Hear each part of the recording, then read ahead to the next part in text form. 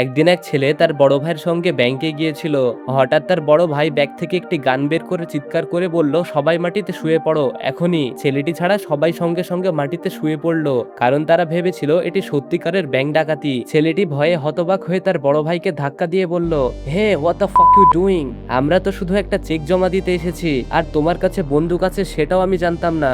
কিন্তু তার বড় ভাই কোনো উত্তর দিল না। সে শুধু কাচের উপরে থাকা ব্যাংক টেলারের দিকে বন্দুক তাক করে স্থির হয়ে রইল। ছেলেটি তার ভাইয়ের দৃষ্টি অনুসরণ করে দেখলো টেলারের পেছনে একটি হুডি পরা লোক লুকিয়ে আছে, যে টেলারের কোমরে বন্দুক ঠেকিয়ে রেখেছে।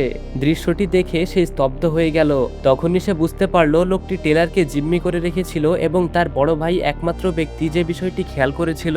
বন্দুকটা ফেলে দাও, তার বড় ভাই চিৎকার করে উঠল এবং টেলারকে রক্ষা করার জন্য মার্বেলের মেঝের উপর দিয়ে দ্রুত এগিয়ে গেল। ব্যাংকের সবাই, এমনকি ছেলেটিও আতঙ্কে চিৎকার করে উঠল। সবাই প্রাণ ভয়ে গুটিসুটি মেরে মেঝেতে পড়ে রইল।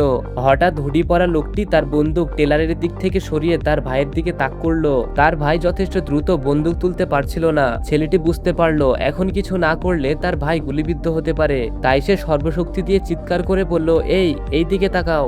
লোকটির বন্দুক সঙ্গে সঙ্গে তার দিকে ঘুরে গেল। এক মুহূর্তের জন্য সে সরাসরি বন্দুকের নলের দিকে তাকিয়েছিল।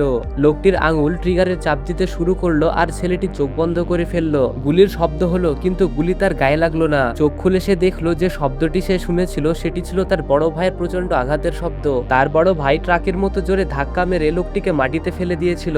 ধীরে ধীরে সবাই মাথা তুলে বুঝতে শুরু করলো আসলে কি ঘটেছিল। অবশেষে পুলিশ ঘটনাস্থলে পৌঁছালো। এরপর তার বড় ভাই ছেলেটির কাঁধে হাত রেখে বলল, তুমি আমার ওপর বিশ্বাস রেখেছিলে, আর সেই কারণেই আমি এখনো বেঁচে আছি।